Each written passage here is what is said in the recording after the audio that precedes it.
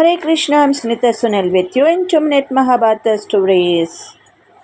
Let us continue to chant chapter 11, verse 48 of Bhagavad Gita.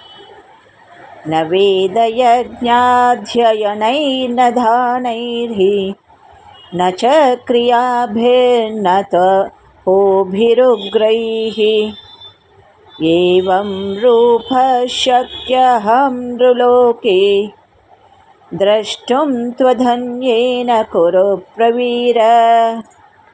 Let us see the translation.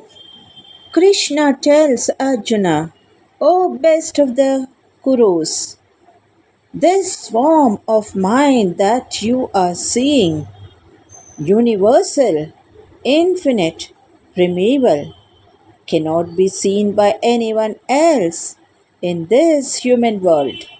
Not through study of the Vedas, nor by sacrifices, nor by charity, nor by rituals, nor by severe penances.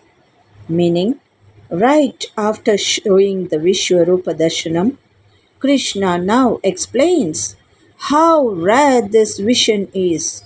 He is saying, Arjuna, you got this darshan only by my grace, not because of any ritual or scholarship.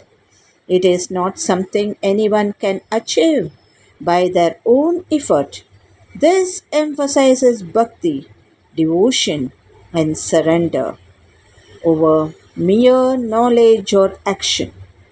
The moral is the universal form is not a reward for Vedic study or austerity. It is a gift given through divine love.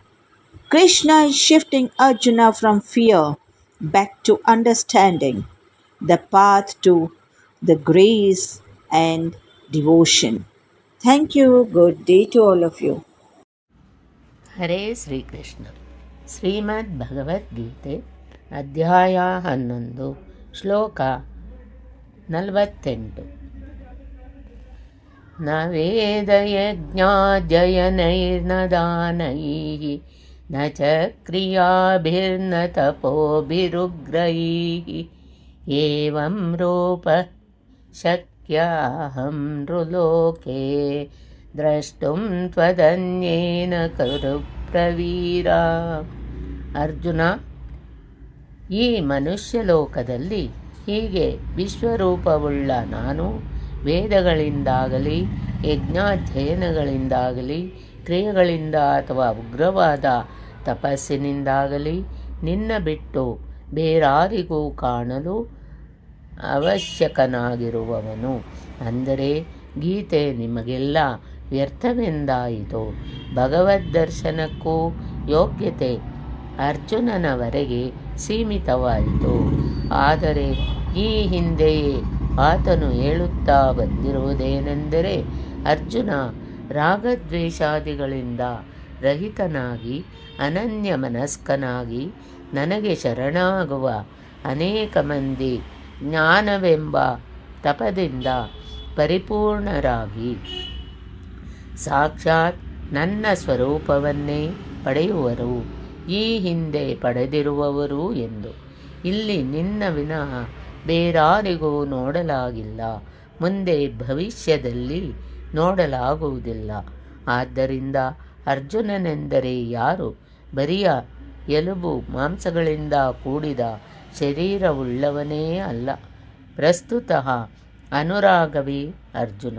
ಅನುರಾಗಹೀನನಾದವನು ಹಿಂದಾಗಲಿ ಮುಂದಾಗಲಿ ಸಾಕ್ಷಾತ್ಕಾರವಾಗಿ ಅನ್ನು ಪಡೆಯಲಾರನು.